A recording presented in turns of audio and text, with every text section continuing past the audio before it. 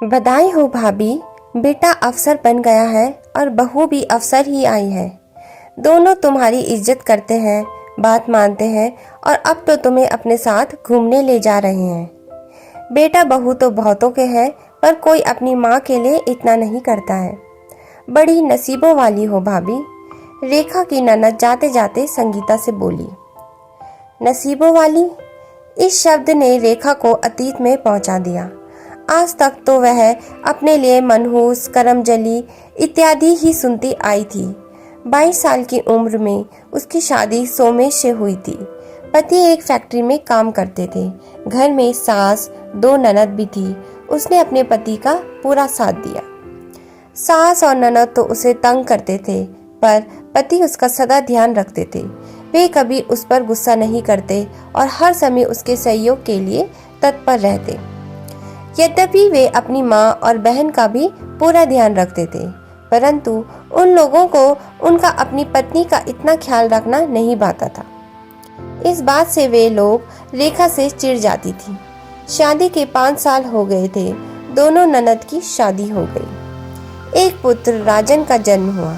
रेखा अपने जीवन से संतुष्ट थी, पर अचानक दुर्भाग्यवश फैक्ट्री में हुए एक एक्सीडेंट में उसके पति की मृत्यु हो गई। उसका जीवन अंधेरे में डूब गया। वह मनूस, करमजली, बदनसीब हो गई। बस यही एक बात अच्छी रही कि उसे पति की फैक्ट्री में काम मिल गया और पति के कुछ पैसे भी।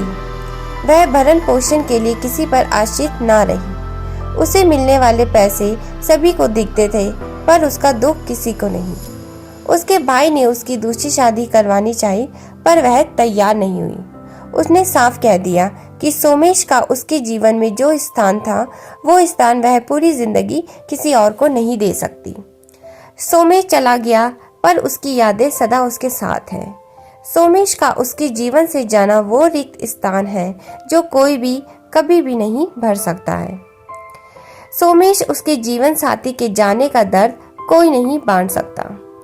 किसी के यहाँ कोई मांगलिक कार्य होता तो पहले वह जाती थी, पर जब उसने देखा कि किसी भी शुभ अवसर या कार्य में उसकी उपेक्षा की जाती है और उसकी उपस्थिति कोई नहीं चाहता, यहाँ तक कि कोई उसका मुंह देखना भी शुभ नहीं मानते, तो उसने जाना भी छोड़ दिया। सोमेश के जाने के लिए वह कतई दोषी नहीं थी और उसके जाने के बाद भी वह उसकी सारी जिम्मेवारियां भली भांति उठा रही थी, पर फिर भी कोई उसे पसंद नहीं करता था। उसने अकेले ही अपने दम पर अपने बेटे का पालन पोषण और पढ़ाई लिखाई अच्छे से किया। उसने सारी जिम्मेवारियों को निभाया, सारे कार्य किए। ऊपर से वह शांत बनी रही, पर सोमेश के जाने का दर्द हर घड़ी हर पल उसके साथ रहा। बेटा भी मेहनती और योग्य निकला, पढ़ लिख कर अफसर बना और पत्नी भी अवसर पाई। दोनों रेखा का पूरा सम्मान करते और ध्यान रखते। उसे अब किसी चीज की कमी न थी, पर जीवन साथी के साथ ना होने का दर्द सदा उसके साथ रहा और कोई भी खुशी उसे कम न कर पाई। 7 माह पहले ही शादी हुई। बेटा बहू हनीमून मनाकर आए और अब माँ को घूमने ले जा रहे थे। बस इसी बात पर उसकी ननद उसे सुना रही थी। क्या हुआ माँ, क्या सोच रही हो? राजन रेखा के पास बैठते हुए बोला। काश आज तुम्हारे पापा होते और हम सब एक साथ जाते। रेखा ने एक गहरी सांस ली। हाँ माँ, ऐसा होता तो बहुत अच्छा होता, पर हमारा सौभाग्य है कि तुम हमारे साथ हो।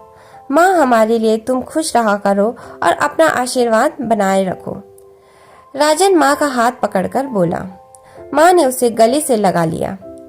जीवन साथी के साथ ना होने का दर्द कोई नहीं बांट सकता।